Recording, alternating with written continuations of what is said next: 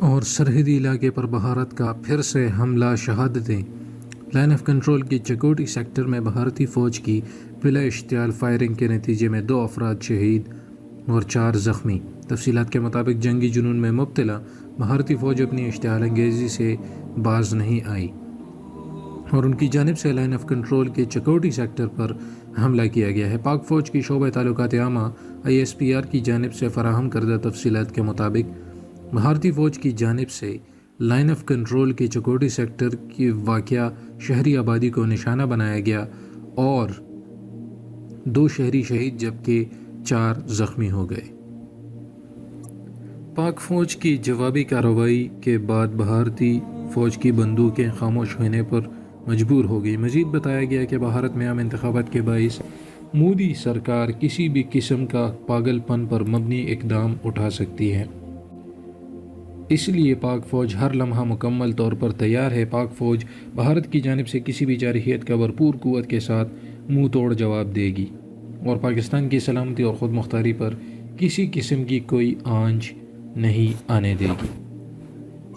اور دوسری جانب سابق وزیر اعلیٰ مقبوضہ کشمیر فاروق عبداللہ کا کہنا ہے کہ بھارتی وزیر اعظم کو بالا کوٹ حملے میں شکست ہوئی، اب یہ کشمیر کے محاذ پر پاکستان کے ساتھ جنگ چھیڑنے والا ہے۔ تفصیلات کے مطابق بالا کوٹ پر نام نہاد حملے کے بعد پاکستان کی جانب سے دیے جانے والے منہ توڑ جواب نے بھارت کی مودی سرکار کو ہلا کر رکھ دیا ہے۔ پاکستان کی جانب سے بھارت کے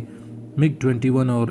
Su-30 طیارے مار گرانے کے بعد بھارت کی مودی سرکار پاکستان کے ساتھ جنگ چھیڑنے والی تھی، تاہم عالمی برادری کی بروقت مداخلت نے جنگ کا خطرہ وقتی طور پر ٹل گیا۔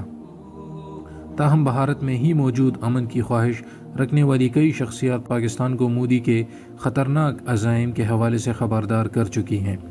پاکستان کو خبردار کر دیا گیا ہے کہ مودی کی سر پر اب بھی جنگی جنون سوار ہے اور وہ کسی بھی وقت کوئی بھی پاگل پن پر مبنی قدم اٹھا سکتا ہے۔ پاکستان بھی اس حوالے سے مسلسل الرٹ ہے اور کسی بھی جارحیت کا منہ توڑ جواب دینے کے لیے تیار ہے۔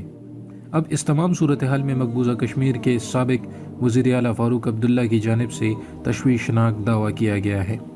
ان کا کہنا تھا کہ مودی ایک پاگل اور خطرناک شخص ہے اور اس نے جنگ چھیڑنے کی منصوبہ بندی کر رکھی ہے۔ مقبوضہ کشمیر کے محاذ پر پاکستان کے ساتھ جنگ چھیڑنا چاہتا ہے۔ بالا کوٹ حملہ ناکام ہوا تھا اور اس کے بعد بھارت کو شکست ہوئی، اس لیے مودی صرف الیکشن میں فتح کی خاطر پاکستان کے ساتھ کسی بھی وقت جنگ چھیڑ سکتا ہے۔ دوسری جانب دنیا کے بہترین پائلٹ نے پاک فضائیہ کے پائلٹس کو قابل ترین قرار دے دیا اور لاہور قلندرز کی ٹیم کے حوالے سے مسلسل چوتھے PSL میں ٹیم کی کارکردگی ناقابل یقین ہے، رانا فواد نے کہا۔ اور انہوں نے یہ بھی کہا کہ پشاور زلمی کے خلاف میچ ہارنے کے بعد ٹیم کا مورائل ڈاؤن ہوا۔ تو ناظرین، یہ تو تھی اب تک کی اپڈیٹس جن کے مطابق حالات کچھ پھر سے خراب ہوتے ہوئے دکھائی دے رہے ہیں اور پاکستان کی جانب سے بھی منصوبہ بندی کی گئی ہے کہ ہر قسم کی جارحیت کا جواب دیا جائے گا۔ تو ایسے حالت میں کچھ بھی اگر ہو گیا وہاں اس طرف سے تو یہاں سے 1/3 یعنی 3x سے جواب دیا جائے گا۔ تو یہ ایک بہت خطرناک جنگ ہو سکتی ہے جو کہ ہمیں دعا کرنی چاہیے کہ ایسی کوئی سچویشن نہ ہو اور علاقے میں اور اس خطے میں امن ہو، کیونکہ بہت سارے انسان یہاں پر آباد ہیں، لیکن افسوس کے ساتھ ایسے کمظرف اور نالائق لوگوں کو ہم نے حکمرانی تھما دی ہے، چاہے وہ بھارتی ہوں یا چاہے پاکستان میں اب تک، یعنی عمران خان سے پہلے جتنی بھی حکومتیں آئی ہوں تو ان میں سے کوئی بھی ایسے لائق شخص نہیں تھا کہ جو کہ خطے کے فائدے کے لیے اپنا نفع نقصان نہ دیکھتا۔ سب نے اپنے نفع نقصان کے لیے ملک کا سودا کیا، چاہے وہ مودی ہو یا ہمارے جو نواز شریف وغیرہ کے اور ان سے پہلے جو